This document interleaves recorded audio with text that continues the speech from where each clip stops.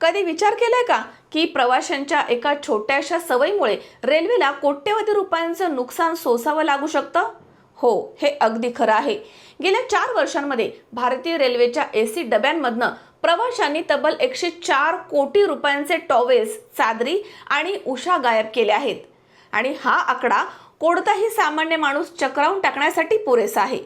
RTI मधनं समोर आलेली आकडेवारी सांगते की प्रवाशांनी तब्बल 46 लाख टॉवेल्स आणि 41 लाख चादरी रेल्वेच्या डब्यांमधनं स्वतःच्या बॅगेमध्ये भरून घरी नेल्या आहेत. आता विचार करा, ही चोरी कोणी केली असेल? रेल्वेच्या ज्या वातानुकूलित म्हणजेच एसी डब्यांमध्ये मध्यमवर्गीय किंवा मग उच्च मध्यमवर्गीय नागरिक प्रवास करतात, तिथली ही आकडेवारी आली आहे.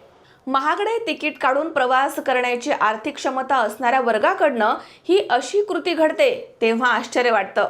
ही केवळ एक साधी चोरी नाहीये, तर ही सार्वजनिक मालमत्तेविषयी असणाऱ्या बेजबाबदारपणाची पराकाष्ठा आहे. पण यातली सर्वात दुर्दैवी गोष्ट माहितीये काय? तर या साहित्याची चोरी झाल्यानंतर त्याचे पैसे रेल्वेच्या त्या गरीब अटेंडन्सच्या पगारामधनं कापले जातात, जे केवळ 600 ते 700 रुपये रोजावरती तिथे काम करत असतात. प्रवाशांची ही एक हौस किंवा मग वाईट सवय त्या निष्पाप कामगारांचे मोठे आर्थिक नुकसान करून जाते.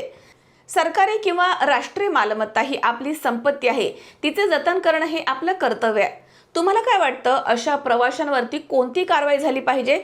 तुमचं मत कमेंट्समध्ये नक्की सांगा.